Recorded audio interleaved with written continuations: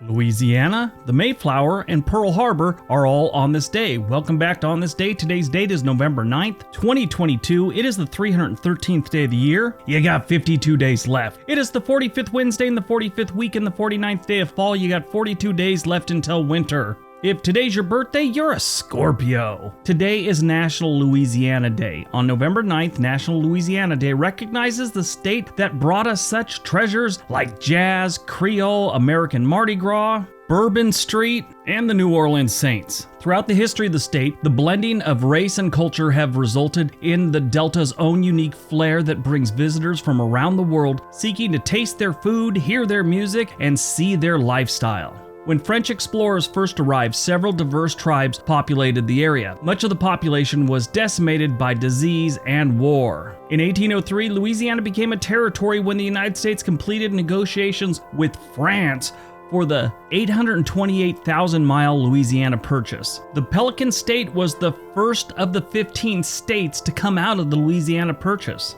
All right, let's see what else November 9th has given us. 1620, pilgrims aboard the Mayflower sight land at Cape Cod, Massachusetts. Years ago, I watched a Jay Leno episode where he went onto the street to ask people questions, and it was around Thanksgiving. And it's always some historical or geography question that, most people aren't going to get. But he asked people, what year did the Pilgrims first land at Plymouth Rock? I'd say they asked, let's say, 10 people.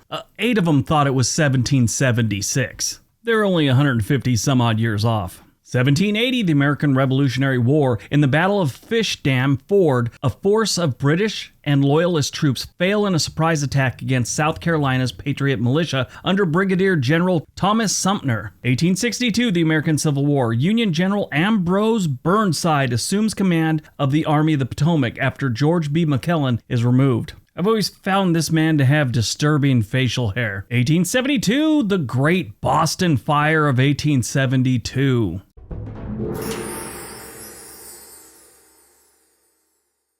The fire started in a building at the corner of Summer Street and Kingston Street in the downtown Boston area. It was first noticed around 7 p.m., and the first alarm was put out about 30 minutes later, around 7:30. By the time the first fire company had gotten to the building, it was completely engulfed. The fire was finally contained. It would take 12 hours to contain this fire. By that time, Boston had lost 776 buildings, about 65 acres, much of the financial district, and it caused about $73.5 million in damages. That's about $1.5 billion in today's money. In the end, at least 30 people died, including 12 firefighters. Back in the day, Boston building owners really didn't have an incentive to implement any kind of fire safety in their buildings. Matter of fact, they often use arson to collect the insurance on overly insured buildings instead of selling them. They could actually make money from the insurance than they probably could on the market by selling the building.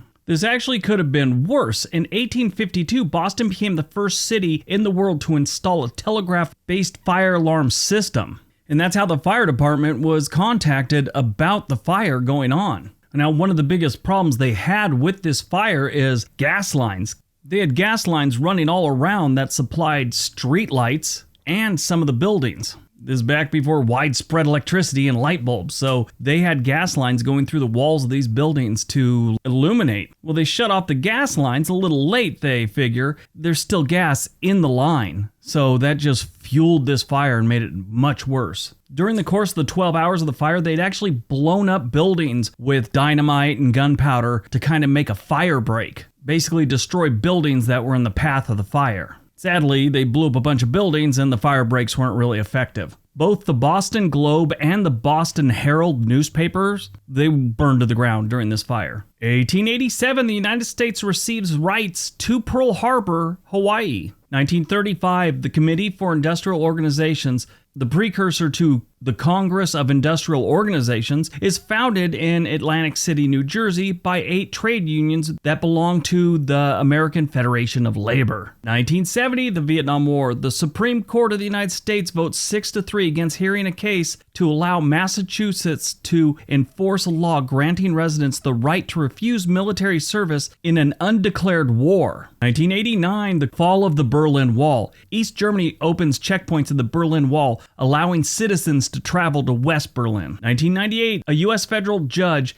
in the largest civil settlement in American history orders 37 U.S. brokerage houses to pay $1.03 billion to cheated NASDAQ investors to compensate for price fixing. Movies released on November 9th. So we're getting towards the holiday season, and this is the time of the year a lot of really good movies had come out. I mean, through history. One of the best ones was Dances with Wolves in 1990. This is an epic based on the Michael Blake novel of the same name, which tells the story of a Union Army lieutenant who befriends wolves and Indians after being assigned to a remote Western Civil War outpost.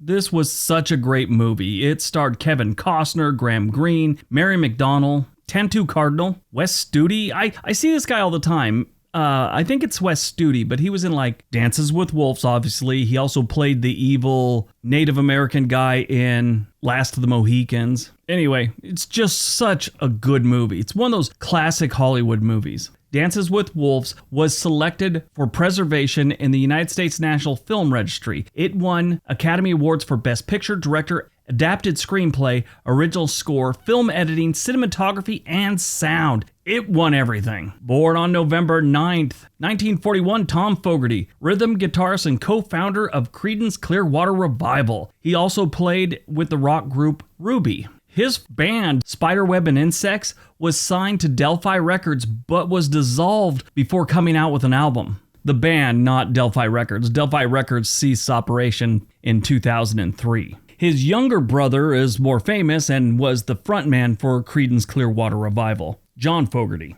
Died on November 9th, 2003. We lost Art Carney, Jackie Gleason's pal Ed Norton on the television series The Honeymooners, who had a successful film career as well, winning the Academy Award for his role in Harry and Tonto. That was in 1974. In 1977, he played in, I think, his best role, which is The Late Show. There was another great one that he did with George Burns, Lee Strasberg, and him, Art Carney, where they play three guys that are retiring and they've got no money and they're broke and they could barely survive on their Social Security and their retirement, so they decide to rob a bank. That came out in 1979. Art Carney was on a roll by that time. Art Carney died in his sleep of natural causes on November 9th, 2003 at his home in Chester, Connecticut, 5 days after his 85th birthday.